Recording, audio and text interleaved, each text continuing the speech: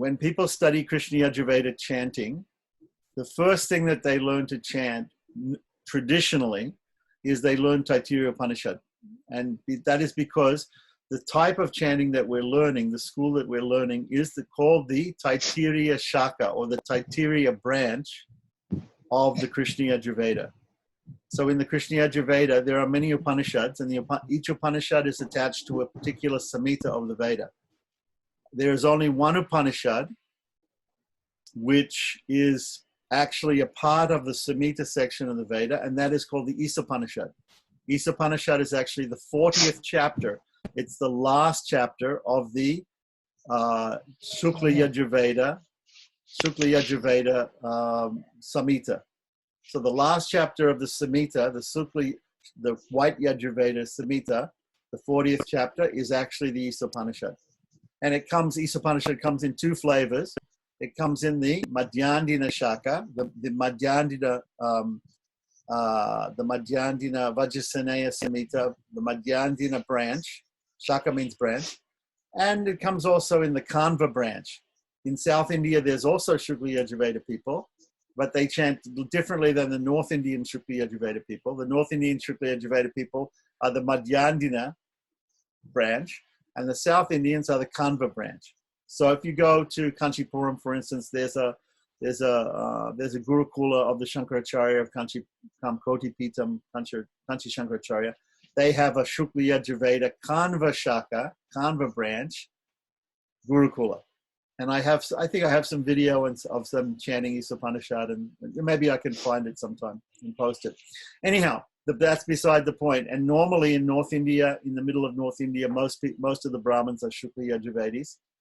And we find many Shukla Yajurveda mantras in Gaudiya texts like Sri Krishna Janmatiti Vidi and Hari Bhakti Vilas. But however, in ISKCON, we have decided to go a different way. Although initially Srila Prabhupada gave a tape of Purusha Shukta being chanted in Shukla Yajurveda.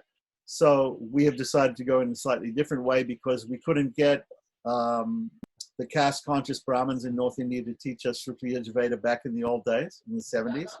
So somehow or other, the South Indian Sri Vaishnavas were a lot more friendly to Westerners, and they taught us Krishna Yajurveda, which is what they studied.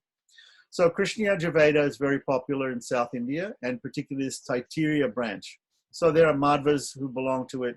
It's not a Sampradaya thing. So there are Smartas, Madhvas, Sri Vaishnavas, they're all Yajurvedis, Krishna Yajurvedis of the Taittiriya branch.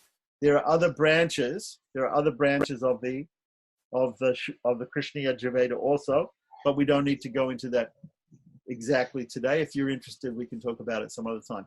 The Taittiriya branch, right, so focuses on this Taittiriya Upanishad. Now, Taittiriya Upanishad is made up of 3 sections. The first section is called Shikshavali. So Vali means a section, and Shiksha means, you might think of Shiksha, the word Shiksha means instruction. So yes, it's the first instruction, but at the same time, the word Shiksha also means a couple of other things. It means pronunciation. It means Shiksha means phonetics. Okay, so that's another meaning in Sanskrit. So it is the very first part of this Upanishad is a lesson on phonetics, a lesson on Vedic chanting. And of course, the Vedic chanting, the rules of Vedic chanting for each school or each branch of the Veda are contained usually in these books called Pratishakyas. So Pratishakya, let me just make sure that I've got everybody here. Yeah, okay. I have to look and see if I've got all the participants. And we have also chat facility. So if you're a little shy and you don't want to say something, you can send a question to me in the chat. This is the chat. Okay. So all right. So Taittiriya Upanishad. Taittiriya. What does Taittiriya mean? Taittiriya. Okay. There's a bird called a Franklin partridge. In America, we call it a Franklin partridge. And in India, it's called a titiri bird. It's called titiri bird. So there was, Vedavyasa was teaching the Vedas to his disciples, and there was one disciple that he had, Janmanijaya or Yajnavalkya? I'm not sure. Okay, my memory is a little bad. Anyway, he had one disciple, and his disciple, he had a bit of a disagreement with his disciple, and so he told the disciple, I don't, I've taught you the Veda, but you disagree with me, so I want you to give me back what I taught you. Right? This is a story. If you want to take it literally, you can. If you don't want to, if you want to understand only the analogy, you can. So he said, give me back the knowledge. So normally a teacher, how can he get the knowledge back that he's given to the student? It's not possible, right? Mm-hmm. So this particular student decided to vomit the Veda. He had took the Veda he heard the Veda from his guru. His guru wanted it back. So he said, okay, here, you take it back. And he vomited out the Veda. How you can vomit a Veda, I don't know exactly. Okay, but this is the story. So that vomit was eaten by these birds. I know it's a little strange story. It's not a very great story, but anyway. So these birds came and they ate. There must be some inner meaning, and I'll find out if you really want to know, but this is the story. Okay, so the story is that these titiri birds ate the Veda. They ate the Veda. And the Veda came out all mixed up, right? So like when we cook kitri is all mixed up, right? Vegetables and rice and things. And when we read the Krishna Yajurveda is also all mixed up, right? Because we know that in the Vedas there are Samhitas, there are Aranyakas, there are Brahmanas, and there are Upanishads. These are the four sections of each Veda. So there's Rig Veda, Yajurveda, Atharva Veda, and Samaveda. Samaveda and Atharva Veda, right? So originally, in the beginning of creation, the Veda was one, and that was called Ekayana. Ekayana Shaka. Shaka means branch. So imagine when there's a tree, there's a trunk, right? And the trunk of the tree is one thing. The trunk of the tree is one thing, and then the branches come. So in the beginning, if the Veda is a tree, the trunk is the Ekayana Shaka of the Veda. So originally, maybe before Kali Yuga, there was only one Veda. The Veda was one. It was the breathing of the Supreme Lord, and it was just one thing. It was full of mantras that are now understood by the mantra drustas, the seers of the Vedas, the rishis, understood by meditation, and it's eternal. So then Vedavyasa came along, and Vedavyasa, the word Vyasa means compiler, but it also means like an editor. So Vyasa, as an editor, he took the one Veda and he chopped it up and made it into four. Right? So then some people may say, okay, so there's Rig Veda, Yajurveda, Shama Veda, and Atharva Veda. So that's four. But you say there are two Yajurvedas. There's a black Yajurveda and a white Yajurveda. Right? Krishna means black, Shukla means white. So Krishna Yajurveda is the black Yajurveda. Shukla Yajurveda is the white Yajurveda. So why are there two Yajurvedas? Doesn't that mean that there's five Vedas?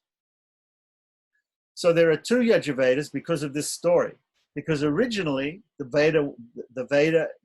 Yajurveda was divided, just like the others, into separate Samhita, separate Brahmana, separate Aranyaka, separate Upanishads. But what happened in this story was, because they were vomited up by this disciple, they got mixed up. The Samhita and the Aranyaka and the Brahmanas and the Upanishads all got mixed. So when the Samhita and the Brahmanas specifically get mixed, that is the system in the Krishna Yajurveda. Now, what is the difference between Samhita and Brahmana and Aranyaka and Upanishad? Okay, Upanishads are Vedanta, the end part. They're always told last. So they're considered the end part. So they're the essence of the Vedas philosophically.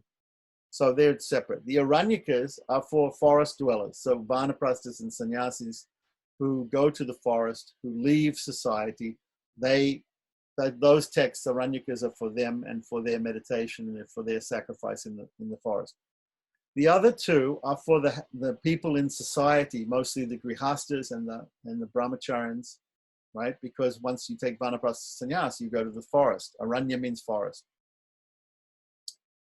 So for the brahmacharis and the grihastas and the women and everybody else, right, who live in society, there are two texts. There's the Samhitas and the Brahmanas. The Brahmanas are not the people Brahmanas, but the book Brahmanas.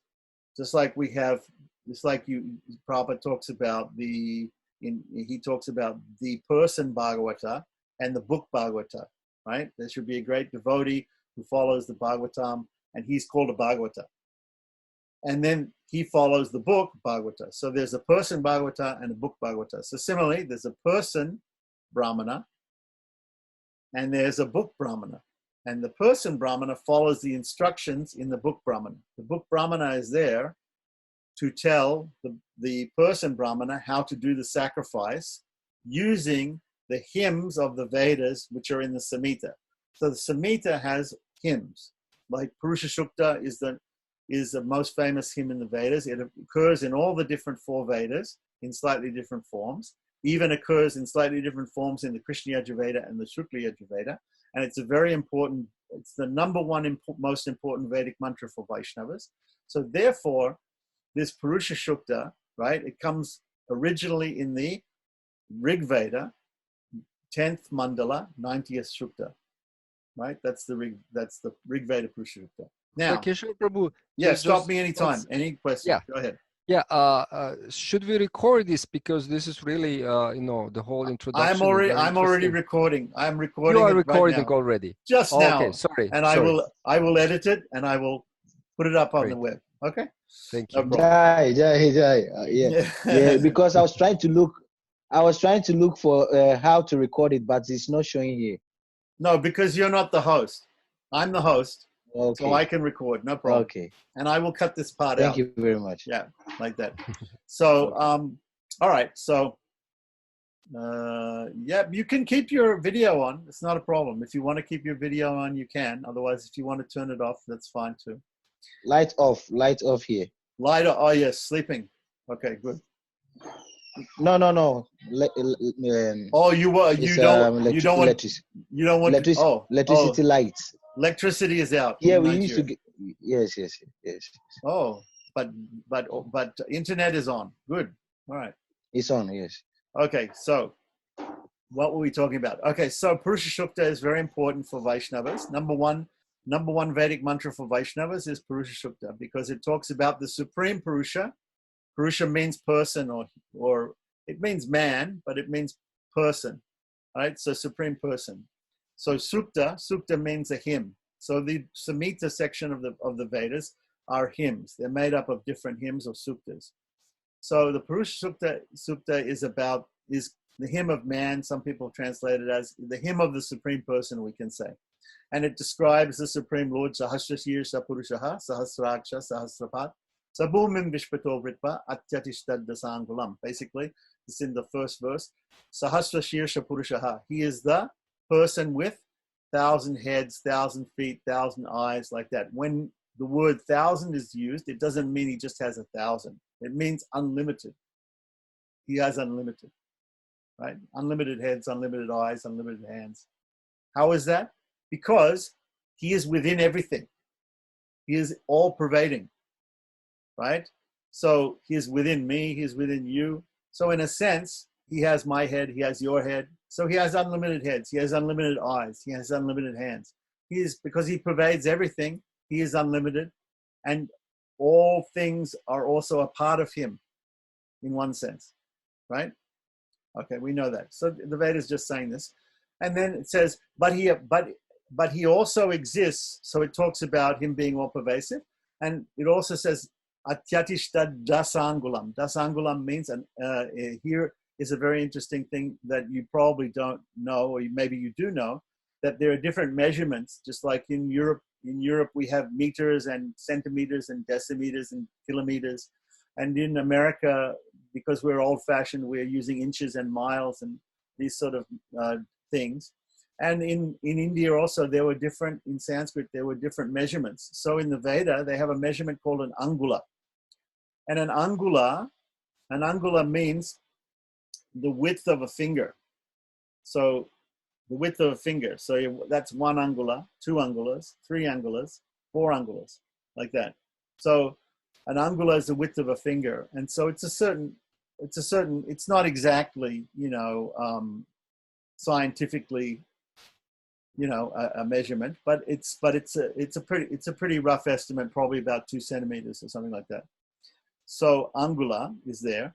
So das angulam means that the Lord is there within the heart of all living beings as the super soul, Paramatman, right? In a form, the Purusha Sukta says, in a form which is not more than 10 angulas. So 10 angulas would be, there's 4, and there's another 4, and if you put 2 more on top, that would be equal to 1 hasta, 1 span. So if you, between the middle finger, madhyama, this is madhyama finger, and the thumb outstretched, this is called angusta in Sanskrit, angusta and madhyama, like that. In between there, you can put these 10 fingers side by side. So if you get somebody else to come with 10 fingers side by side, and you put your hand like that, and you can probably stretch it out to that much. So that is the maximum size of the Paramatma, according to Purusha Sukta Rig Veda. So, for instance, there may be a whale or an elephant has a Paramatma which is this size, like that. But of course, if you have an ant or a very small microbe like that, the Paramatma in those beings is also very small. So the Sukta is just saying this is the maximum. So anyway, there are many things in Purusha Sukta, many philosophical understandings that we can get from Purusha Sukta. The whole Varnashram system comes in Purusha Sukta. All the Varnas are mentioned. Brahmanosya Mukamasid Bahu Rajanyakutaha Uru Tarashyad Vaishaha Padvyagam Sudro Jayata. Right, the four Varnas, the 4 castes, the 4 levels of society are mentioned. So Swami? Yes, go ahead. Sorry to interrupt. Is it possible you can continue that explanation of the whole Purusha Sukta? It's nectar, and it's very good for memorization. Just my humble request. So you're saying you want to go verse by verse and have a deep bhashya of Purusha Sukta? I think because it's one of the most important verses for us. But this may be totally beyond my ability. But there is a commentary by Ranga Ramanuja on Purusha Sukta and Sri Sukta also. So there are commentaries on the Vedas. Normally, I think the Vedas, mostly we have commentary. There are different commentators who have commented on the different suktas and things, but normally we don't have them. But I have a commentary by Ranga Ramanuja. Maybe we can ask our Sanskrit teacher in India to do a class on that. It's a special class on Purusha Sukta, because I feel unqualified to go verse by verse and give the deepest meaning on the Purusha Sukta personally, especially off the top of my head right now. I'm not prepared, but I just give you some examples because I didn't want to be sidetracked totally into only Purusha Sukta. So we can do that. That's a good question. I'll write that down and I'll talk to Narayan about that. Your explanation is very clear. That's what I can say. And it's easy to remember from what you are saying.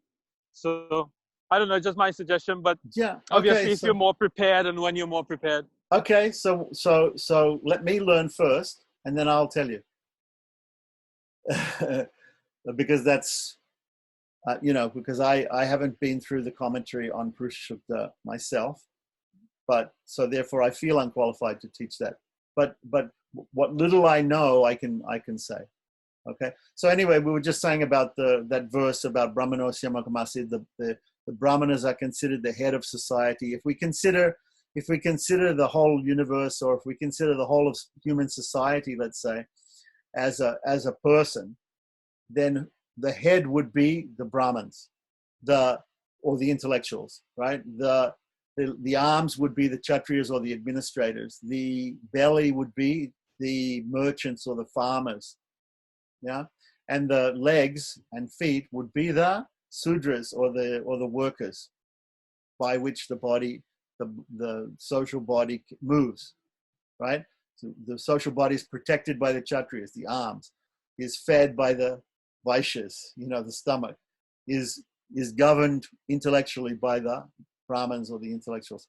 So it's very the whole Varnashram system comes out of the Veda in that way, like that. And whether we understand it to be by birth or by karma or by action or by quality or nature, however we understand the Varna system, right? But there are these four different types of people in every society, and therefore this all is all seen in the Veda. All these understandings are seen in the Purusha Sukta in the Veda. For this reason, it's a very important verse. But also because it's a verse that we use in our ritualism to worship Lord Vishnu, to worship Lord Krishna and all of his avatars. So anyway, getting back to the subject matter, Purusha Sukta is part of the Samhita section. And the Brahmanas, the people who are the intellectuals of the priestly class, right, who use the hymns of the Vedas in Vedic ceremonies, right? Because a Vedic ceremony is characterized by the use of Vedic hymns, and a tantric, agamic, or Puranic ceremony is characterized by using Puranic, tantric, or agamic hymns, which are in classical Sanskrit, right? So these are the different types of ceremonies. So getting back to that, so the Brahmanas, who are the priestly class, they learn the hymns of the Vedas, and they learn according to the branch of the Veda that they belong to, and normally it's by birth. But in the case of those people adopting Hinduism or adopting Vaishnavism, right, they want to chant the Vedic hymns, then they need to chant in a particular way. So as I said, Purusha Sukta, for example, is coming in each Veda. So I have recordings of Purusha Sukta in Rig Veda style, Purusha Sukta in Yajurveda style, Krishna Yajurveda, Shukla Yajurveda, even Shukla Yajurveda Madhyandina and Shukla Yajurveda Kanva is different. And then in Samaveda, and then in Atharva Veda style. So there are all these different ways of chanting Purusha Sukta, and it sounds slightly different. And even the words are somewhat different in the different Samhitas, although normally all the prayers that are there in the Samaveda are coming from the Rig Veda, so it seems like it's just a copy, except for the fact that they use more tones in the Samaveda. Now, what do I mean by tones? One of the big differences between Vedic Sanskrit and classical Sanskrit, which is the Sanskrit of the Puranas and Agamas and Tantras, is the swaras. Swaras means the tones. So in classical Sanskrit, we get 3 or 4 tones, whereas in Samaveda Sanskrit, in classical Sanskrit, we get a monotone. In the Rig Veda, Yajurveda, and Atharva Veda, we get 3 or 4 tones. And in the Samaveda, which was the beginning or the origin of music, we get 7 tones. And the 7 tones in the Samaveda are equal to the 7 tones that we have in music, even in Western music. We say in Western, at least in English, we say do, re, mi, fa, sol, la, ti. Do, re, mi, fa, sol, la, ti is how we say it, right? Do, re, mi, fa, sol, la, ti, like this, right? In India, they say sa, re, ga, ma, pa, da, ni. Sa, re, ga, ma, pa, da, ni. These are the names, and these are only the first syllable of the name of the tone. So these 7 tones are there in the Samaveda, okay, which was the origin of singing. Okay, so once again, if we want to learn any Vedic mantra, first of all, we have to decide which branch of the Veda we're going to learn it according to, because each one has different words or pronunciation. So bringing us back to Taittiriya Upanishad, the first part is a lesson on how to chant Vedic mantras. Now, if we really want to know in detail, we have to go to some books. And as I said, there's a book called Taittiriya Pratishakya, which gives all the rules. Taittiriya Pratishakya gives all the rules for Vedic chanting of Taittiriya branch of Krishna Yajurveda. But in short, we have this first lesson here in in Taittiriya Upanishad in the first Vali. As I said, there are 3 or 4 Valis usually in Taittiriya Upanishad, or 3 sections. The first section is Shiksha Vali, about Shiksha, about pronunciation, or about instruction, certain instruction and pronunciation. This section is also chanted many times by people in South India during a long Abhishekam. They learn this first, and so they know it very well, so they chant this in the beginning they chant this during Abhishekam. Second is called Brahmananda Vali, which is about Brahmananda, which is Ananda means bliss, Brahman means the supreme, right? So supreme bliss, or the bliss of the supreme. And the third one is called Briguvali, and the Briguvali is named Briguvali because it's about Varuna and the sage Brigu having a conversation about the supreme and about different things. So then after these 3 Valis, there's another Vali. Sometimes people call it the Narayana Vali, the last one. That Narayana Vali is also sometimes called a separate Upanishad by itself. So sometimes it's called Yajnika Upanishad or Mahanarayana Upanishad. So that Yajnika Upanishad or Mahanarayana Upanishad, which some people consider to be the 4th part of Taittiriya Upanishad, contains many, many mantras which are very useful for Abhishekam, for Sandhya Vandanam, it contains many Gayatri mantras. It contains many, many very useful mantras for yagyas. So that's why that is learned after you learn Taittiriya Upanishad, the first 3, Shiksha, Brahmananda, and Briguvalis. Then you learn this Mahanarayana Upanishad, also called Yajnika Upanishad, because it contains many, many, many, many good mantras for yagyas, for Vedic yagyas. So, okay, so that is a bit of an introduction about Taittiriya Upanishad. Now, every Upanishad starts with what is called a Shantipat. Shanti means peace, right? So in the Bhagavad Gita, and we know as philosophy that there are different things which cause us to not have peace, to have tension. So we have Adhyatmika, Adibhautik, Adidaivik. So what that means, Atmika means that our own mind and body sometimes cause us tension, right? Adhyatmik. Atma means 3 things. It means mind, body, and soul, actually, in Sanskrit. So it can mean all 3 things. So if we have any problems or tensions from things of our own mind and body and soul, then that is Adhyatmik. Adibhautik means, Bhuta means, doesn't mean, it can mean different things. Bhuta can mean elements, but it also means other people, other living entities, or other sentient beings, right? Other people, or other animals, or even plants, whatever. Other beings, other sentient beings. So if we get problems from other beings, that is called Adhyatmic problems. Adibhautik problems. Okay. So then Adidaivik problems are those by nature, material nature, or by the devas or devatas, who are the higher living beings, who are controlling the aspects of nature, like the wind and the rain and the tsunamis and the hurricanes and the earthquakes and volcanoes and all these sort of things. So if we have problems from that, even if it's just raining, this is Adidaivik problems. So because there are these 3 problems, before we study anything, we want to be peaceful, right? We don't want to go to that's why do we ask in a class, please turn your cell phone to mute. Please turn your cell phone off. Please stop looking at your Facebook page. Please stop concentrating on other things and simply concentrate on the lesson. Then you will learn.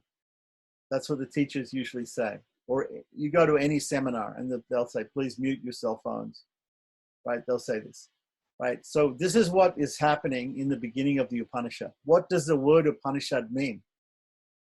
Okay. Shat means to sit. So we're all sitting. I can see we're all sitting. I can't see what Rupa Goswami is doing, but maybe he's walking. But anyway, the point of sitting is upani, nishat Upanishad means sitting close, right? So although we're in different countries, somehow or other through the magic of technology, we are all close together and we're able to hear each other and see each other. So that's a wonderful thing. Just like in Bhagavad Gita, Dhritarashtra was in one place in Hastinapur, and he said to Sanjaya, please open the Zoom meeting and show me what is happening on Kurukshetra, right? I want to know what's happening with the Pandavas and my sons. So you please, text them and find out what is happening from them, show me the Facebook Live image of what is happening on Kurukshetra. So in those days, they did it in a different way, mystical way, but nowadays we do it through technology. And somehow we can be close. What is the advantage of being close? The advantage of being close and engaging all the senses, not just tactile, when we do WhatsApp, sometimes we're just texting like that. And sometimes when we text, we don't get the full meaning of the teacher, what he says. Sometimes you send an email or you send a text or something like that. People get a completely different understanding of what you were trying to say to them. No, I'm not criticizing you. I'm just saying this, right? So, but therefore, when we can see each other, hear each other, and interact like this, it becomes easier for us as human beings to be able to pick up on the exact meaning of our instruction. So the same thing in the ancient days, the guru would sit with the disciple, with the shishyas or the students, right? And they would sit very close. So the meaning of the word Upanishad is to sit close. Sit close. That's all it means. Sit close to the guru. Yeah. So you have to first of all sit close. So Taittiriya Upanishad means those who are interested in Taittiriya, in the understanding the mixed Veda that was mixed up right in the vomit that the titiri birds ate, that is the Taittiriya, have to sit close and listen to the shiksha, right, to the instruction. And in the beginning of the shiksha, they have to be peaceful from these three things. They have to have shanti, shanti, shanti. They have to have three types of peace in order to understand the teaching. So how it starts with, every Vedic mantra starts with Omkara. Omkara, we can have a whole discussion about what is Omkara. Omkara is the original, is the essence of the Veda. If we just say Omkara, and why do we say Omkara, right? The word, some people say Pranava. The Pranava is the name of Omkara in Sanskrit. Pranava, the word Pranava means, prana comes from prana, means breath. Prana, when we make a breath, we make the Omkara, right? So Omkara is made up of akara, ukara, makara, iti. What do I mean when I say kara? Kara means a sign, right? Maybe I shouldn't mention this because we have people in Germany, right? But there is a thing called a swastikara. We have heard of swastikara. Swastikara, swasti means auspiciousness, and kara means sign. Actually, the word kara means many things. It means a sign, but it also means a hand. So when you show your hand, you're showing a sign. If I put my hand up, that's a sign. That's another sign. That's a jnana mudra. That's a stop. That's a, another type of sign. There are many different signs you make with the hands, mudras. So the word for hand and the word for sign are the same in Sanskrit, right? So sign means what? When we make a sound, right? Originally, the Vedas were just chanted and they were not written down. There was no writing. Even before writing, the Vedas are eternal and the Vedas were there as eternal sound. Sabda Brahman, the supreme sound, okay? Then people invented writing. We invented writing. I don't think you can say writing is eternal. Writing's not eternal, but sound is eternal. So what is writing? Writing is taking the sound and putting it, making marks on a piece of paper or on a stone tablet or on a piece of gold or a copper plate, right? Or on a palm leaf, etching a palm leaf and making symbols that represent the sounds, correct? Right, so that's what writing is, yeah? So the Vedas were originally just sound, and then later on they were written down. And when they were written down in letters. And the sounds are also different. There are many sounds that can be made with the vocal equipment that a human being has. So in the Sanskrit alphabet, we have first sound is called ah. First sound is ah, right? So because it's the first sound, it also represents Narayana. It also represents Lord Vishnu or Krishna. It represents the Supreme Person. Ah, the letter ah, represent. Even in the English alphabet, ah comes first. So in the Sanskrit alphabet also ah comes first. The letter ah. We make it an A. When we write it on a piece of paper, we write A and we pronounce it as ah, right? If it's short, we chant ah. If it's longer, we chant ah, right? So, and if it's even longer, we chant ah. So there are 3 lengths to ah.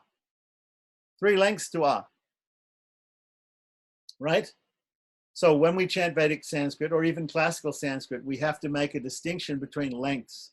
So there are very great grammarians called Panini who wrote Astadhyaya. Astadhyaya means 8 chapters of about 4,000, 8 chapters of 4,000 rules called sutras, which give all all the rules for Sanskrit grammar.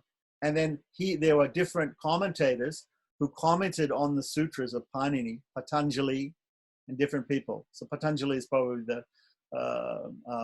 there's some other commentators also, but Patanjali is considered the greatest. He wrote a thing called Mahabhashya, the great commentary on Panini. So Patanjali says, Ekamatra bhaved hrasvo, dvimatro dirga uchite, trimatro stu pluto gyeyo, vyanjana adamatrakam. Okay? So I'm going to explain what that means. Ekamatra, a matra is a one time, one beat. So anybody who knows anything about music knows that there are beats in music, right?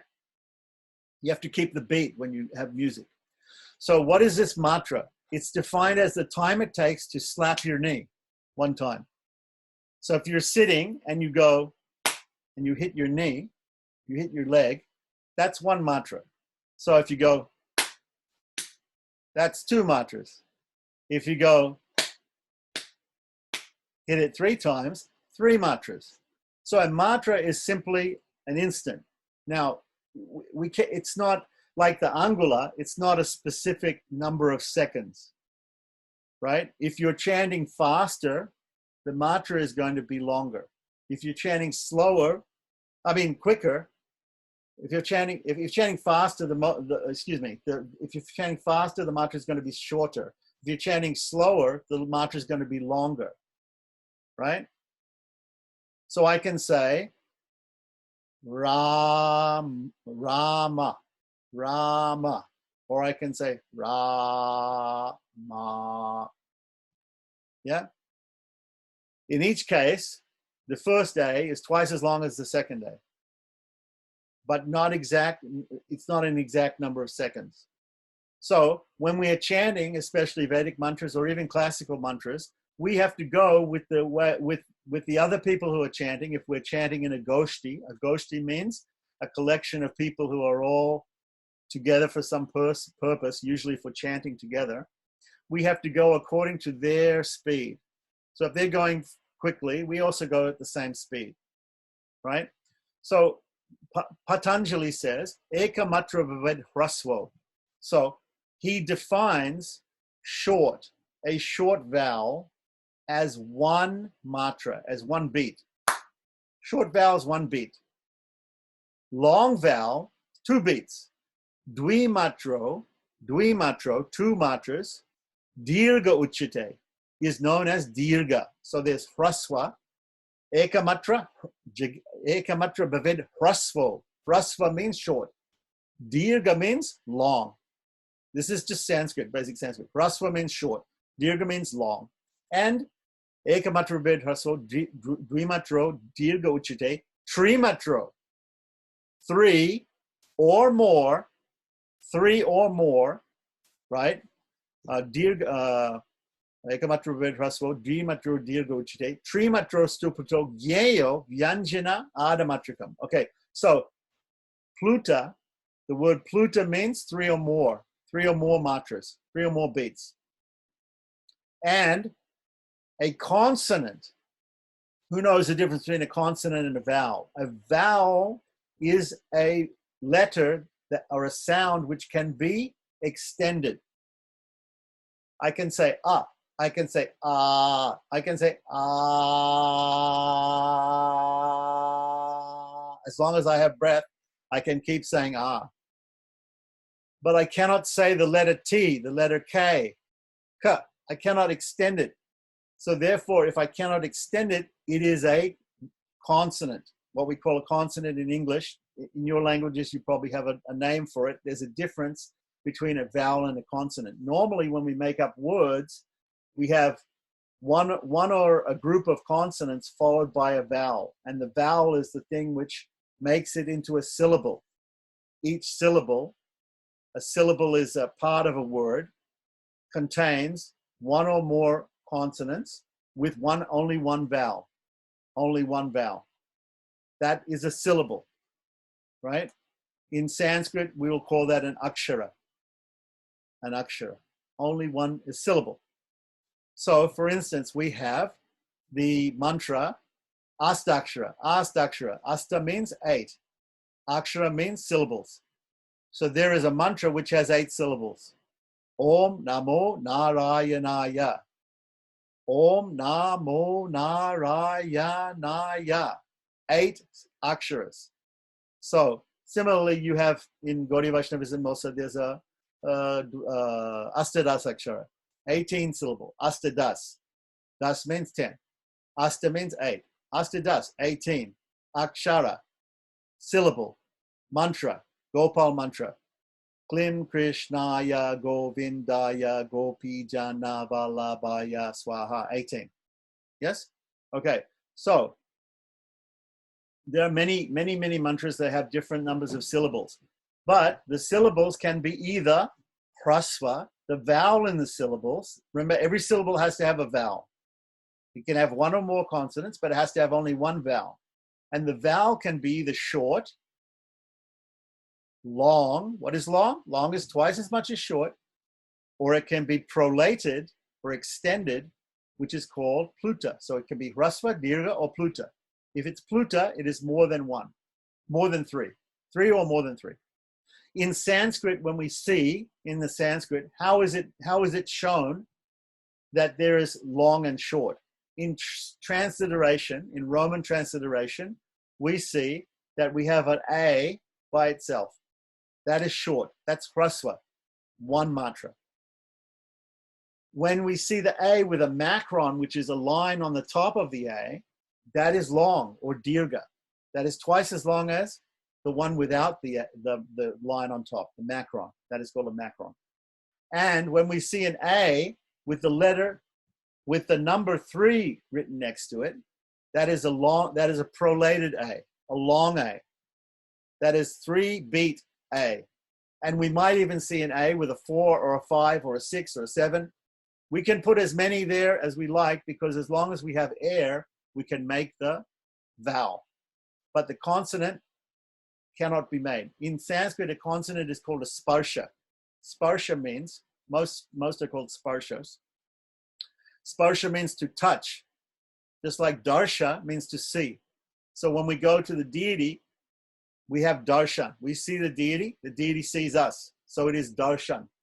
When we touch the deity, or the deity touches us, that is sparshan. Right? There are actually some temples in India, some places in India, you can touch the deity, even if you're not a pujari. Okay, so for instance, like Pandharpur, Pitala. Anyhow, so we get back to the aksharas, the syllables. Back to Omkara. Omkara starts with A, and A is the first letter. It is short A. So in the Narayana Upanishad, it explains about Omkara. Omkara is made up of three letters, right? 3 letters. A, U, Ma. Yeah? So A is this first letter, and it means Lord Vishnu. U, right? When we use A, we open our mouth completely and just let the air come out of the throat. That is A. Ah. When you go to the doctor or the dentist, they say ah. Say it, ah. When you say ah, they put a stick in your mouth, hold your tongue down, and they look. So that is the doctor. That's the doctor's method of getting you to open up your mouth. So ah is when we completely open up our mouth and we just let the air come out. Oo is when we use the lips. Oo, oo, oo. It's called labial, or in Sanskrit it's called oshta. No, not oshta. I'll think of it anyway. Okay, so there are different places in the mouth where these different sounds come from. Oo, oo. And then M. This M is simply closing everything. Ma. When we say ma, when we say ma, we're putting an a afterwards, so we're opening our mouth. But if we say or om, at the end we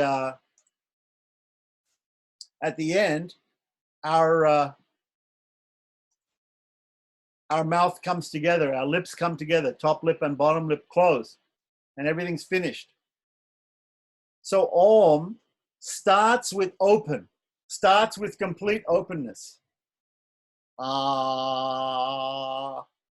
the middle, with the lips completely open, then almost closed. All the sounds from completely open to almost closed, and then closed, right? Just like we have creation, sustenance, and destruction. Yes? The completion of the universe can be seen in Om. Om is everything. So it starts with A, which is the Lord, the Supreme Lord, and finishes with M. A in Om represents the Lord. U represents the Lord's potency, or we can say Radha or Lakshmi, whatever you want to say, the Lord's Shakti, and M represents the Jiva, the living entity.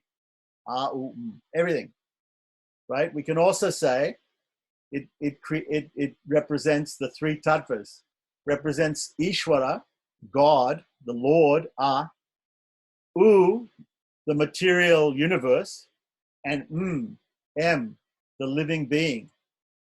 The living being is known as because he's the 25th principle in Sankhya philosophy.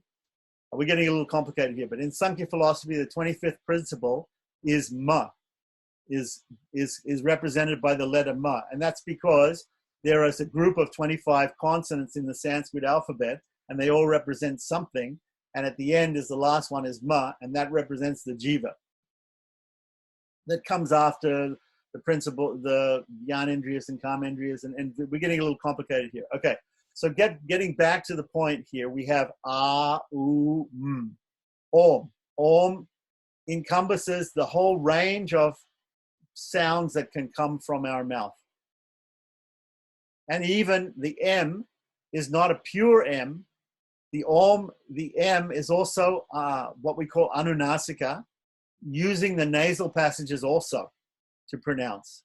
Not just the mouth, but when we use the M in Om, it is called an anuswara. Anuswara means a small, anuswara means a small sound, a smaller sound coming from the nasal passages also. Om, right? So in the nasal passage, it's also called anunasika. Nasika means the nose. So a small sound from the nose, from the nasal passages. So we have akara, ukara, makara. Kara means sign, so letter. Akar, the letter A, the letter U, the letter M, right? And so we have these three letters that come together and make Om. And Om is a transcendental syllable because it means everything. It means the Lord, the universe, and the living beings all together. So in Vedanta, in the Vedas, Om is very important. It's the essence of the Vedas. So therefore, we start every Vedic chant with the word Om or Pranava. It's called Pranava, but it is Omkara. Omkara. Kara means the sign Om, right? And it has in all the alphabets, in all the Sanskrit alphabets, and even many of the alphabets that come from Sanskrit alphabet or Devanagari alphabet in Southeast Asia, there's a special symbol always for Om, a special symbol for Om, all by itself. No other combination of letters has a special symbol but Om, because it is the transcendental sound vibration.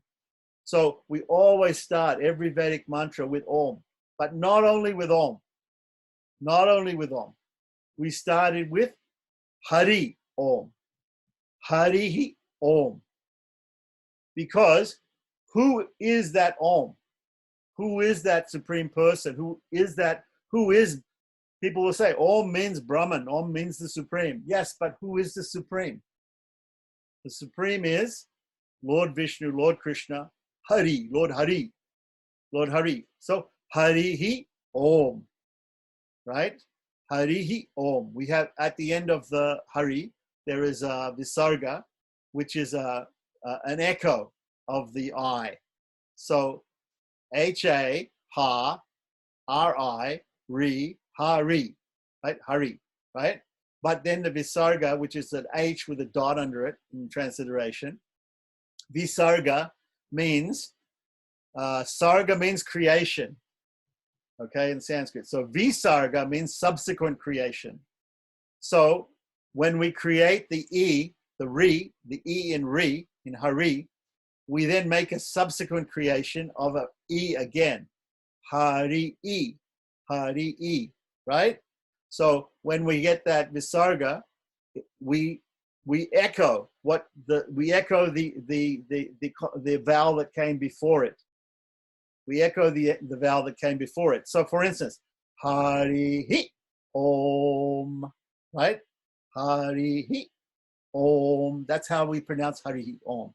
And that's how we start any Vedic mantra. Now, because we're talking about Visarga, I want to explain the echo is not always exactly the same, right? Because there are different vowels in Sanskrit, right?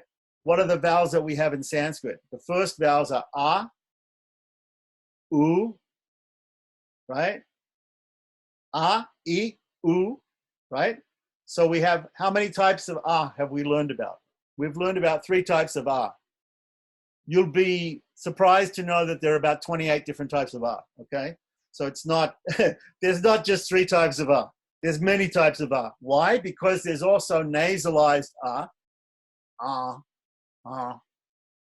and non-nasalized A, right? Hold your nose and say A. Open your nose and say na. It's slightly different. There's a slightly different thing, and it's important to know the difference because in some mantras there may be a slight difference. There might be a slight nasalization. Some languages also have different nasal, like in Hindi, you have hey and you have hey. They have slightly different. One is more nasalized, one is less nasalized. So you have 3 types. You have nasalization and non-nasalization, yeah? So if you have nasalization and non-nasalization, that means how many types of A have we got now? We had 3 types, right? Remember we had 3 types? We had A, 1 matra, Rasva, short. 2 matras, A, Dirga or long. 3 matras or moments, A or more, right? Pluta or prolated or extended. Now we have nasalized and unnasalized. So if we combine the nasalized and unnasalized with the 3 lengths, how many do we have total? We have 6. Now we have 6. Right? So that's only for classical Sanskrit. What about for Vedic Sanskrit? In Vedic Sanskrit, there are not 6 A's. There are those many times the number of swaras, the number of tones. So if we have 3 tones, a low tone, a middle tone, and a high tone, and we multiply it by the 6 nasalized and unnasalized, long, short, long, and extended, we get 18 different types of A in Vedic Sanskrit. So did you think it was going to be this complicated? No. It is. It's this complicated. Okay, so, but because I'm not typing, I can give you more information now. Okay, so I'm just giving you an overview. I'm not expecting everybody to know how to pronounce 18 in 18 different ways, right? But in fact, there'll be 18 different ways in the Veda to pronounce A, and that's, remember, only in the Rig Veda and the Yajur Veda and the Atharva Veda. Remember, the Sama Veda, they got seven notes. So 7 notes, 7 times 6 is what? 42 different types of A. That's right. So let's forget about the Samaveda for right now. That's too much. But at least in the Yajur Veda, we have 18 different types of A. And we have 18 types of I, which is the next vowel.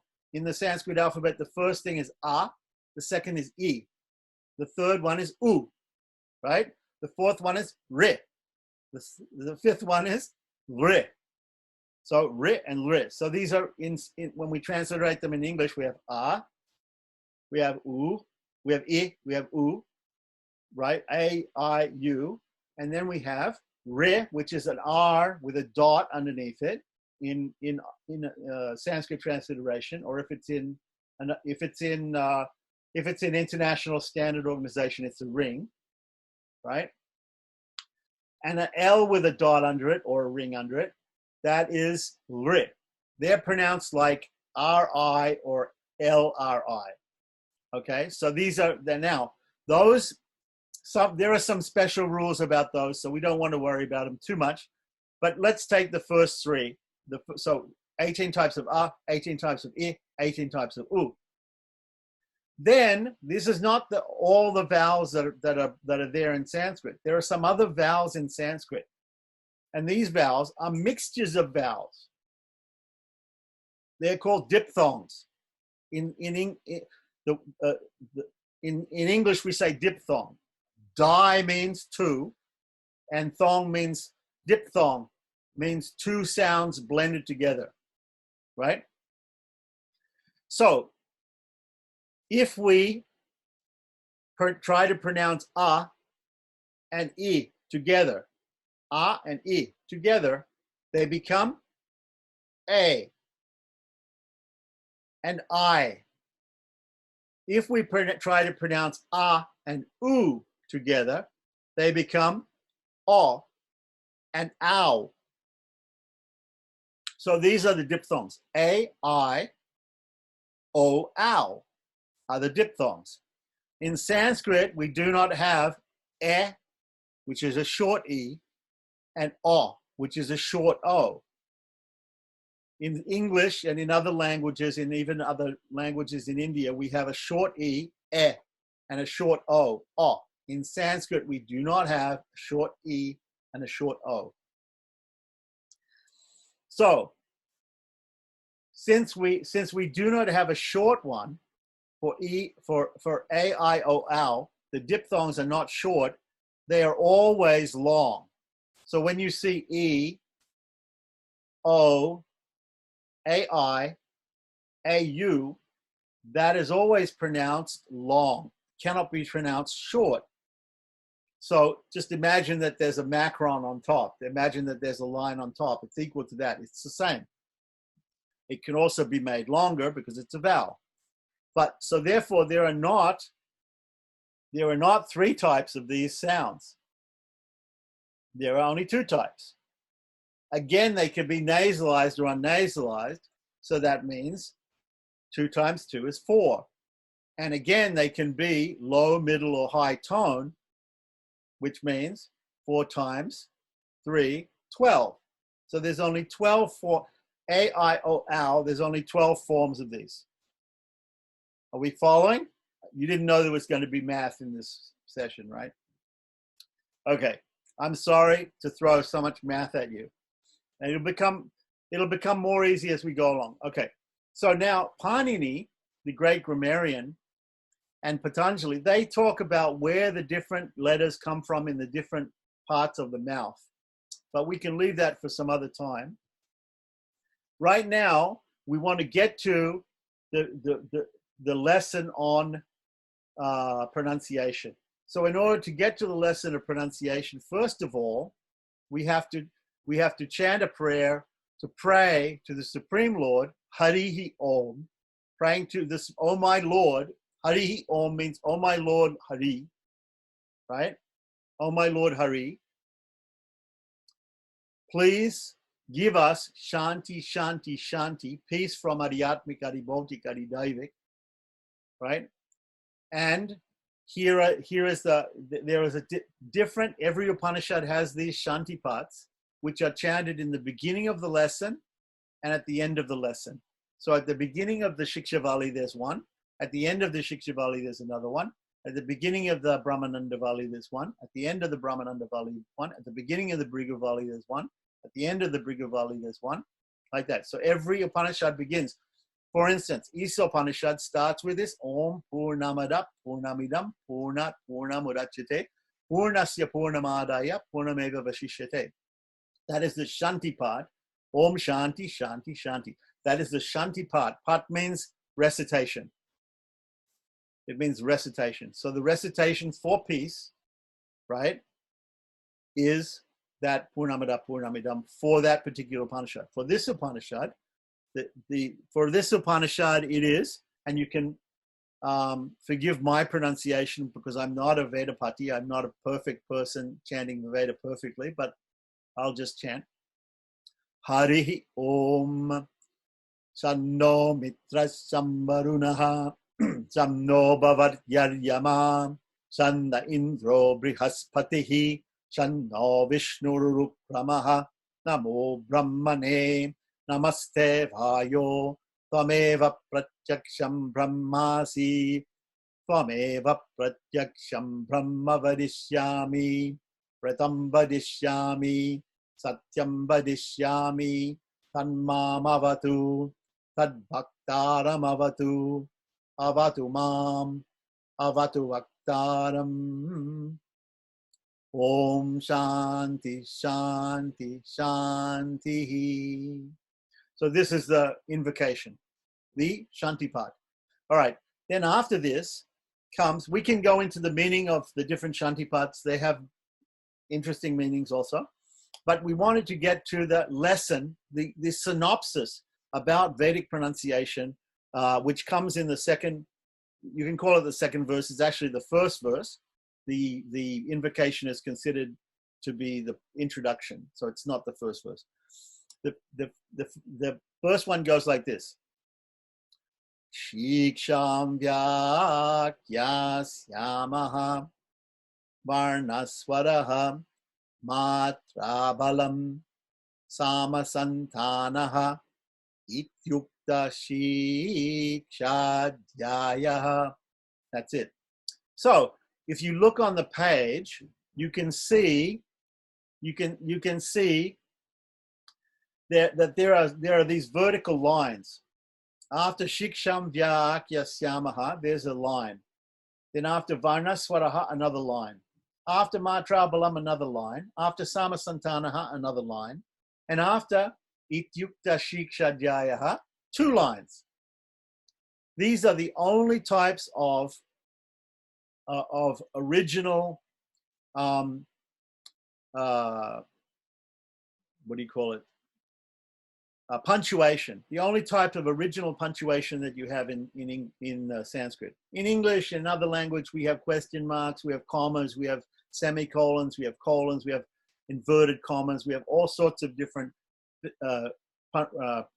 punctuations to show us different things about the thing. But in Sanskrit, we only have the danda, 1 line, and a double danda, 2 lines.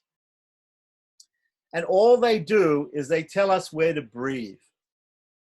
They tell us where to breathe. So, Shiksham Vyak Yasyamaha. Breathe. Varna Swaraha. Breathe. Matra Balam. Breathe. Right? And when we get, so why is there 1 danda and why is there 2 dandas? Usually 1 danda is the end of a phrase. Like in English, we have a comma. Comma is also a breath in English. And the 2 dandas is like the end of a sentence or the end of a paragraph, which we would say is a period or a full stop. Right? And in Sanskrit, sometimes when we see a sloka or a verse, a pada or a sloka, sometimes people don't like to use the word sloka because shloka usually means only the verse with 32 syllables for 4 quarters of 8 syllables each. Technically, that's what a shloka is. So, but in general terms, we use the word shloka for any verse. But so Sanskrit, like other languages, comes in 2 forms. You've got the verses, different verses in different meters, and you have prose, which is just sentences without rhyming, without meter, without different aspects, poetic aspects. So here we have, right? So when you have verses, sometimes you have the first 2 lines of a verse are ended with a danda, and then the second 2 are ended with a double danda. So you have a comma in the middle of the verse, and at the end of the verse you have the full stop or the period. Okay, so that is our simple lesson on punctuation, Sanskrit punctuation. There's only 2 things. That's it. Now, in modern Sanskrit texts, you might see people putting in commas and all sorts of things, dashes and question marks, whatever. But that's not, you'll never find a Sanskrit manuscript like that, an ancient manuscript. No, they only use the danda. And even some of these manuscripts, it's just one long word. And it's all joined together too. So you have to really know how to break it apart. Okay, so here, let me explain this particular verse number 2 on the screen, which is actually verse number 1. The lesson on pronunciation, on Vedic pronunciation. It says, Shik Sham Vyak Yasyamaha. It means, let us start with the lesson on pronunciation. Shiksha meaning pronunciation, Vedic pronunciation. So it gives 6 aspects of Vedic pronunciation, which have to always be kept into consideration. These 6 aspects have to be combined if we want to chant Vedic mantras correctly. And if we want to chant classical Sanskrit, we have to subtract 1 of them only, and the other 5 we have to continue to take into consideration. So the first one is Varna, Varnaha. So Varna, we know Varna means Brahman, Kshatriya, Vaishya, Sudra. Varna means class. It just means a class, right? It technically means in Sanskrit color. So the classes could be different colors, or they could be, you could label things, just like when we have a computer, or even we might put different labels on different things, colored labels to say this thing is of this class. So we'll put a red label on it. This is a blue label on it. And then we know it's in a different class. Anyway, Varna means color. It means class. So what is it? It also means letter. So the letters are there of the Sanskrit alphabet. There's about 51 or 52 letters in the Sanskrit alphabet. Normally people say 51 or 52. The reason I say 51 or 52 is because there's a rule of Panini that says that ri cannot be extended, cannot be long. So although you have 2 ris, rit and ri, you can't have a long ri for some reason. Okay, so but some people do put it. Sometimes we do see it on yantras. We see long ri. Grammatically, Panini's not a fan of long ri. So sometimes they say 51, sometimes they say 52. Okay. So these varnas means letters. So there are different letters of the Sanskrit alphabet. So the first thing you have to know in order to pronounce mantras, what are mantras made up of? Mantras are sentences, right? They're Sanskrit sentences or verses even. So those verses or sentences are made up of words, right? So in order to pronounce the words, we have to know the letters of the words. So this is the first thing you have to know. You have to learn how to pronounce each and every letter. And Sanskrit is not like some other languages. There are no silent letters. If a letter is written, it's pronounced. Every letter which is written is pronounced. And it's always pronounced the same way, unlike in crazy languages like English. So varna means letter. So you have to learn how to pronounce the Sanskrit alphabet. Once you know that, you can pronounce any Sanskrit word or any Sanskrit mantra if you know the letters and you just combine them in that way. So that's the first thing. The first thing is learning. Each one of these is a lesson on itself. Varna is a lesson. We did some varna today. Swara is the next one. Swara means the pitch. There are different pitches. Like I said, in some Vedas, 7 pitches. In the other Vedas, at least 3 pitches, but even maybe 4 if we count Dirgha Swarita, right? So the pitches are mainly 3 in number. They're called Udatta, which is the main pitch, the normal pitch. Anudatta, which is low pitch. And Swarita, which is a slightly higher pitch. And then there is another thing called Dirgha Swarita. Remember what we said, Dirgha means long? So sometimes when there's a Swarita, which is lengthened, or we go from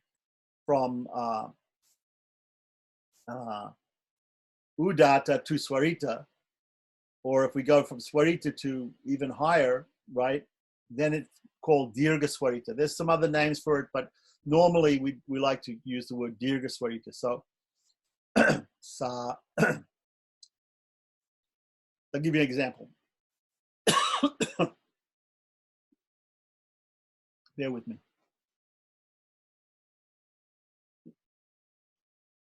Sahana Bhavatu. No problem. Leave. You can see it on YouTube.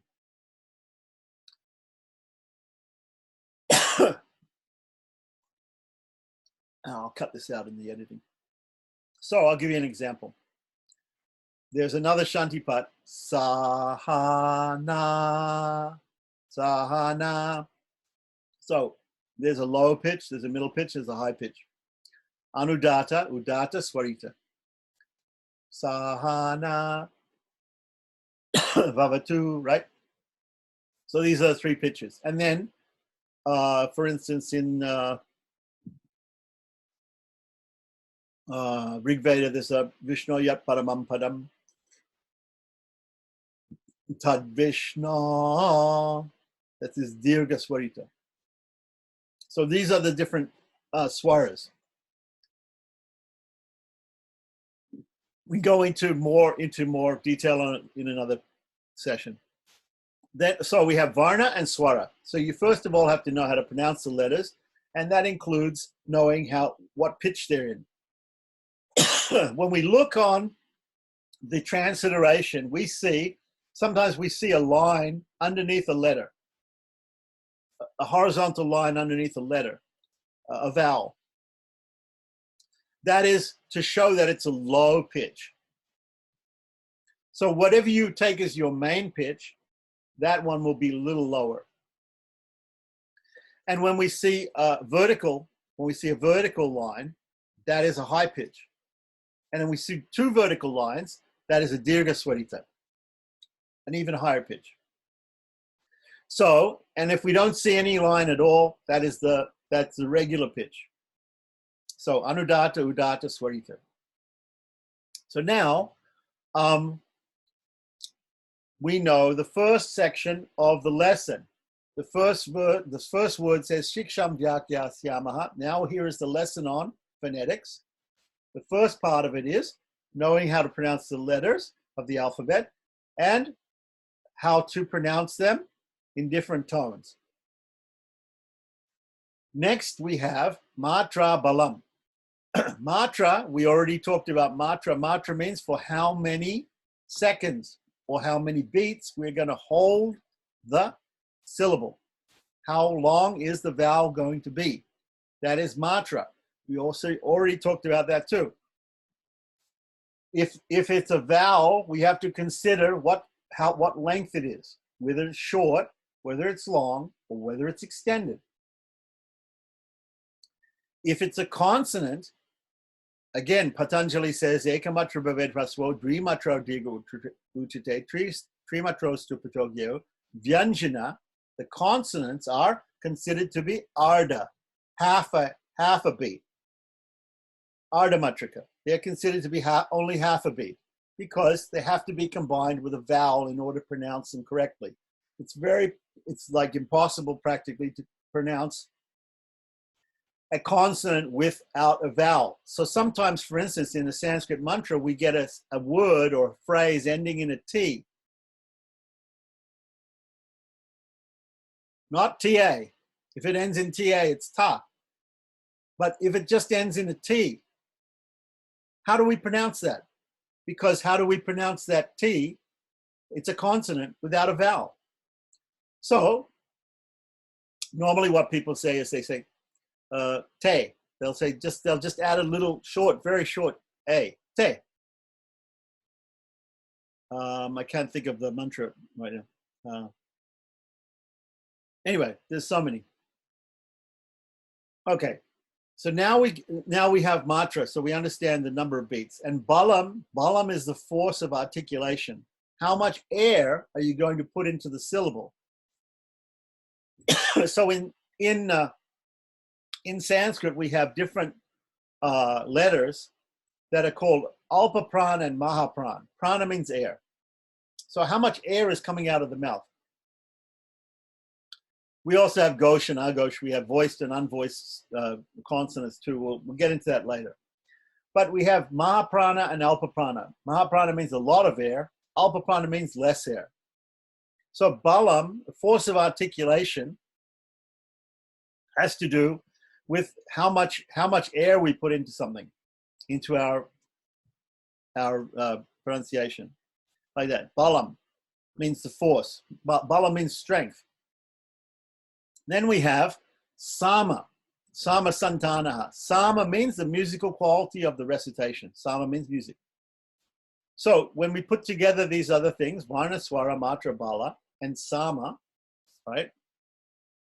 We put them together, and they have to be put together in a pleasing way, and we will then have to take into consideration the musical quality of the recitation, which is the sama. So sama, we have to talk about other things like the specific meter of the verse. If there's a meter to it, many have meters, and the long and shorts and heavy and light syllables, right? So we have to talk about that, but we can't talk about that now. And santana means combining all these things, combining all these things together in a way that doesn't distort the meaning of the mantra, right?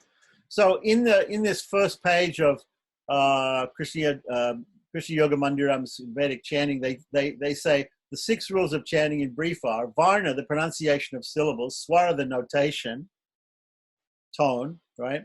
Matra, the duration or recitation of the syllables; balam, the force of aspiration. Aspiration means how much air you put into it, of syllables. Sama means the continuity of successive syllables chanted in different notes, and santana means punctuation.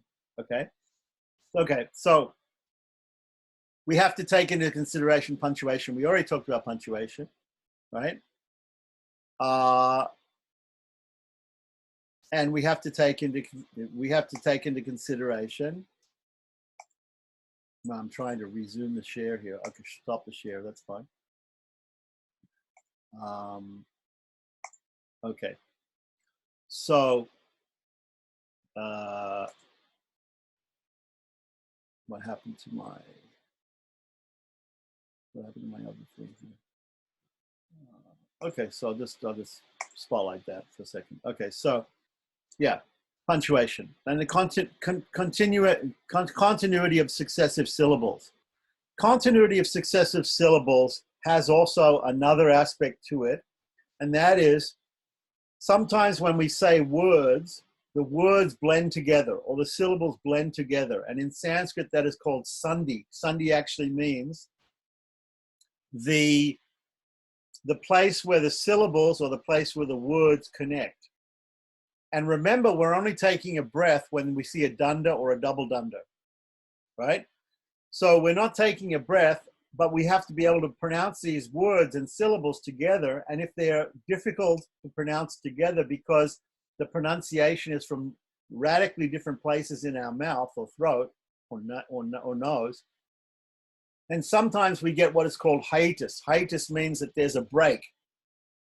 So in order to avoid hiatus, sometimes vowels and consonants will change. They'll change. They'll become more like the vowel or consonant that precedes or comes after them. And that is called sandhi, and there are many rules for that in Sanskrit, but we don't usually have to worry about them.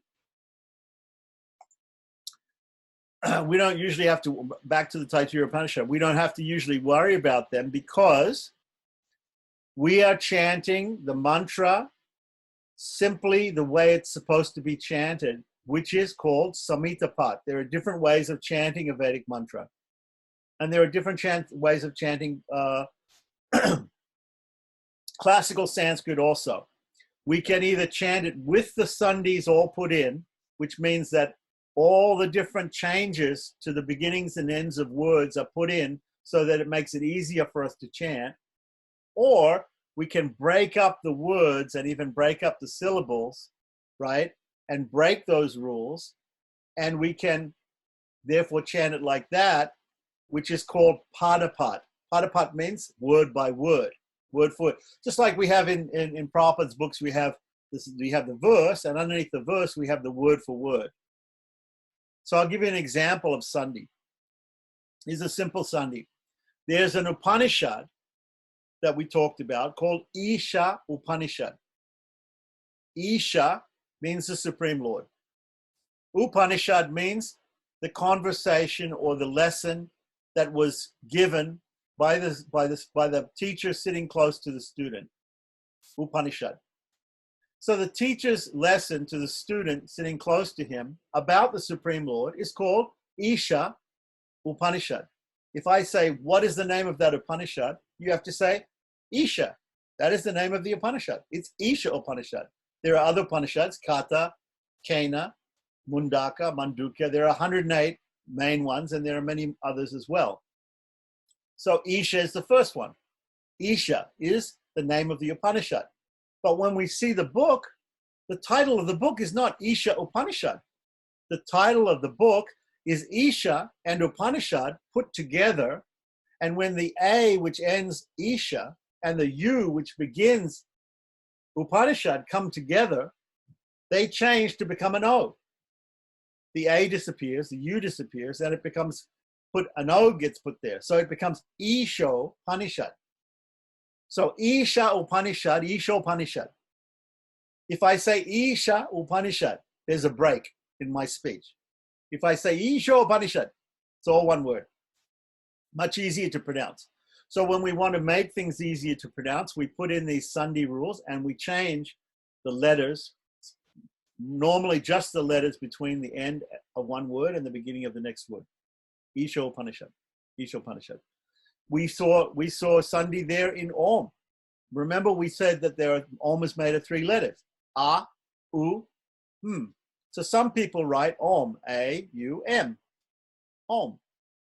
But when we say Om, although Om is Aum, it is Aum.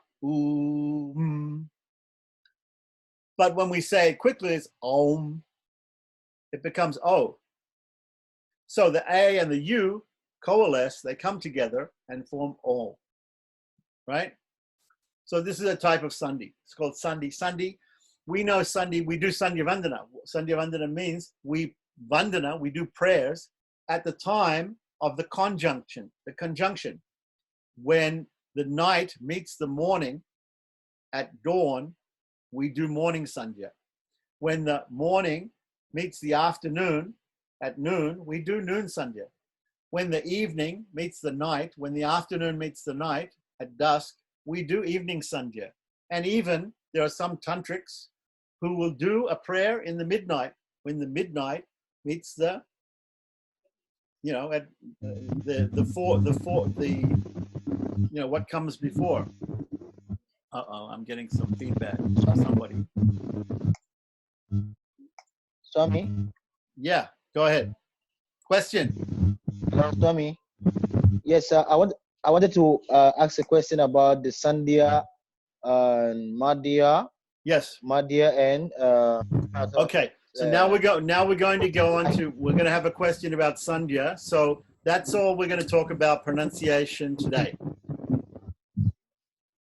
Okay, my situation is that because I have to take care of deities. Yes.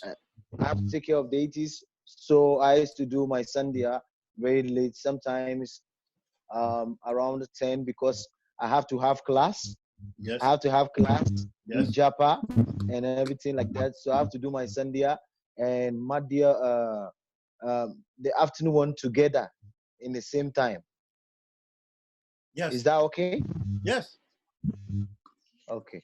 Yes, there are rules, and then there are exceptions to the rule, right? So there'll be a rule. The rule will be you should do Sandhya at a particular time, at the time when it's supposed to be done. Sandhya Vandana. Vandana meaning the prayer, Gayatri Japa, and also the offering of Arghya to the sun, right? Which are the main two acts in Sandhya Vandanam. And they're normally, we say Tri Sandhya, that they're done at 3 times, right? Only the tantrics are doing at midnight. They're doing something. Well, we don't do. And they should be done at the specific time, right? So Prataha, morning, Madhyamika, which means in the noon, and Sayam, which means in the evening, right? At sunset. Dawn, noon, and sunset. At the joining, at the sandhyas. So that's the normal rule is to do it at that time. But there are some reasons why you would not do it at that time. For instance, you have a fast day, like Ekadasi or like the appearance day of some form of the Lord, some avatara, and you're fasting. On the next day from a fast, when you wake up, right, you have to break the fast. But you cannot break the fast before dawn. Why? Because the Vedic day starts with dawn, starts with the sunrise, Ushakala. It's called Ushakala, the time of the sunrise. And in fact, even more specifically, it starts in astrology and everything like that, Jyotish. It starts at the Brahma Muhurta. There are different Muhurtas or different sections of 48 minutes. There are 24 hours in a day in the modern system. So there are 24 hours in a day, right? So there are 30 muhurtas in a day and night, 30, because 2 times 30 is 60, which would mean 60 minutes, right? So if we do the same, 24 hours is divided in 24 times 60 minutes, it'll be also 30 times 48 minutes. Yes, again, we're doing mathematics, I'm sorry. Okay, so the muhurta, called Brahma Muhurta, and they all have different names, all the muhurtas, is coming 1 hour and 36 minutes before sunrise. So at that time is considered the beginning of the Vedic day. But people don't usually normally take food before the sun rises. Best, according to Ayurveda, the best time to take food is when the sun is highest. The sun is, our digestion is the best when the sun is at the highest, right? Okay, so we don't normally eat food when the sun is not there, and so therefore we have to wait until to break the fast till after the sun rises from a fast day, if you're doing a vrata. And you have to also, but you also have to do your Sandhya Vandanam. And you have to do your puja, right? Because what are you going to eat when you break the fast? What are you going to eat? You're going to eat prasadam. You're going to eat Krishna prasadam. How do you get Krishna prasadam? You have to offer that prasadam to Krishna. You have to take the bhoga, you have to prepare something, and you have to offer it to Krishna. Only after you offer to the Lord the food, it becomes prasadam. So you have to first do the puja of the Lord, because the offering part of the puja comes after the rest of the puja. First of all, you wake him up. You can't offer him food before he's awake. Right? That's right. So you have to wake him up. Before you even wake him up, what do you have to do? You have to be pure. You have to get up. You have to get up.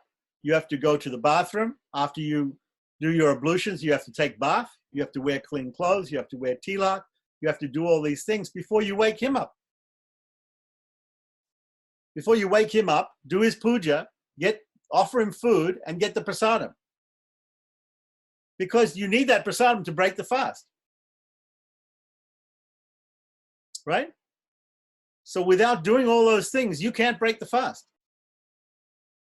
What is another thing that you have to do after you take bath and put tilak before you wake the Lord? You have become clean outside. You wash your body. You went to the bathroom. You did your ablutions. You got rid of all the dirty things. You cleaned the body physically, and you put physically fresh clothes, clean clothes. You decorated the body with Urdhva Pundra, with tilak, Vaishnava tilak. You maybe prayed your Guru Parampara.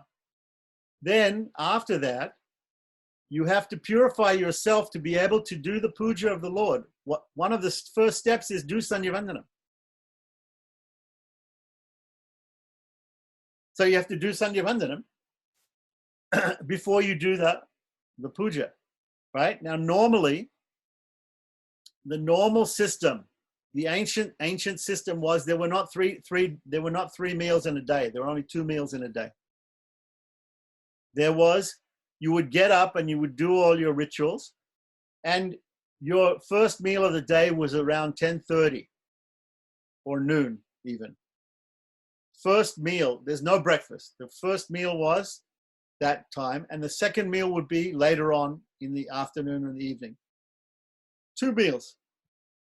So normally in the ancient system of Panchakala Kriya, there's the day is divided up into 5 parts, right?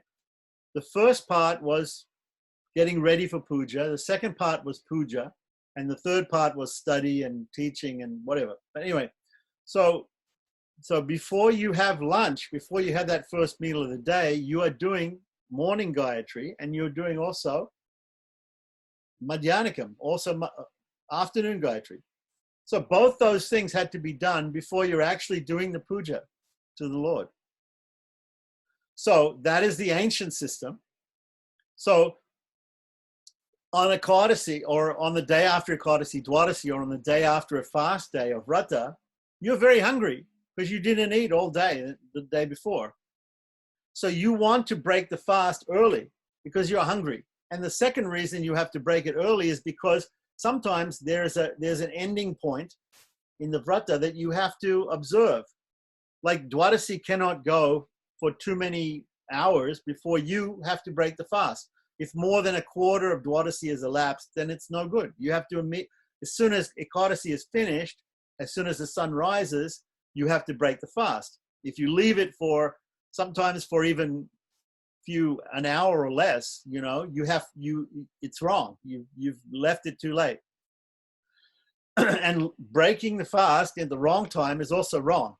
Okay, so there are many rules about this. Okay, so to get to your point, it's a roundabout way, but you'll understand in a minute. Okay.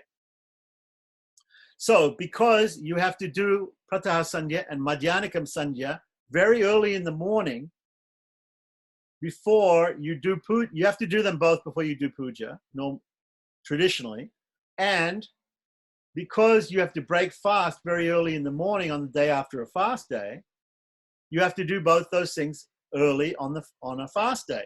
So that exception is there in the Shastra. It says you can do early Sandhya Vandanam, and then immediately you can do Madhyanika Sandhya Vandanam immediately after it, because you have to do puja, because you have to make prasadam, because you have to break the fast on the day after a fast day. So modern people who have to go to the office, right? They can't do their even Madhyanika Sandhya, right? They say they have some other business to do in the middle of the day. So they always forget. When I was a devotee, I remember in ISKCON, many times there were things going on in the middle of the day, and we would always forget the middle Gayatri. We would forget the noon Gayatri because we didn't have time. So the precedent, the exceptional rule, is that you can do both in the morning. So you do first Pratah Sandhya, then you do Madhyanika Sandhya, then you do your daily activities, and then the evening you do the evening one. So that is the exception. That is called a parihara. Parihara means a loophole. Okay? There's a rule and there's an exception. It's a loophole. So that's why you go to a Brahmin and you ask him, you know all the Shastras, you know all the rules, and you also know all the exceptions. Please tell me, I have this problem. Ambarish in the King Ambarish in the Bhagavatam, he had a problem. Durvasa Muni with 10,000 disciples was coming for being his guest, his house guest. When somebody comes to your house and he's the guest in your house and you say to him, please sit down, you've been on a long journey, would you like to go take bath? And you let the guy go take bath, your house guest. So when he comes out from taking bath and he changed his clothes and everything like that, you already finished eating. He'll be insulted, right? If I come to your house, right? If I fly into Nigeria and I come to your house and you say, Swami, you're so tired, please go take rest, take a bath. So I take some rest, I take a bath, then I come out and I say, okay, is there anything to eat? Oh no, we already ate everything, it's gone. Right? You don't do this to a guest. You have to wait. You have to wait until I finished my bath and my rest and then come, and then everybody will eat at the same time. This is a proper etiquette. So that's what happened with Ambarish. Ambarish had been fasting for a year and he was going to break the fast, and he has a certain time limit to break the fast. If he leaves the fast too long, also it's no good. So he has to break the fast, but he had a guest come unexpectedly. 10,001 people show up, and he doesn't want to eat food before the guest comes back from the river. They went down to the river to take bath. And he knows this Durvasa is Durvasa means, even his name means that Dur means bad, It's getting very late. Yeah. Okay. So I'm just going to finish here that Durvasa was coming back. So Ambarish went to the Brahmins and he said, I know what the rules are. I'm supposed to break the fast. So is there any way, is there any loophole, is there an exception that I can get out of it? And the Brahmin said, if you drink water, it's like breaking a fast, but it's also not insulting the guest that you ate before him. So that's what he did. He drank water, and even then, still, Durvasa got angry, and we know the rest of the story. The Sudarshana Chakra ended up hunting him down. So, okay, so anyway, this is just a thing. So to answer your question very quickly, yes, you can do Sandhya Vandanam. If you don't have time to do it at the proper time, you do it at another time. There's a part of Sandhya Vandanam where you offer a Prayaschita Argya, one more Argya. And that Prayaschita Argya is for doing Sandhya at the wrong time. So normally people do the Prayaschita Argya anyway. They do it they do it anyway. But you just do the Prayaschitta Argya, even if you do Sandhya at the wrong time. So you can do Sandhya at any time. Just do the Prayaschitta Argya. That's the Prayaschitta. Means the atonement for not doing it right. Sorry, your sound is breaking up. Swamiji. Sorry? Okay, I was saying that the Prayaschitta is always, the Prayaschitta in the Sandhya Vandanam is Om Bhubhuva Swahata Sarvatovar Inyam Vago Deva Siddhi Mahidiyo Yona Pachodi Ate. Then you put water on your hand. So this, you are going to do it twice. Okay, in the morning you offer Argya to the sun 3 times with Gayatri. In the evening, 3 times with Gayatri. In noon, either 1 time or 2 times with Gayatri. Because the sun is stronger at noon, so you only need to offer 2. But after each one of these 3, 2, and 3 Argyas, there is another thing called Prayaschitta Argya, which is another Argya with the same mantra, Gayatri mantra, which you offer. Okay? Got it? Okay. So I think we're going to leave it here. Thank you very much. Yes. Thank you so much, Swami. Thank you very much. Okay. So Namaskaram. tomorrow, same time? Yeah, why not? Namaskaram.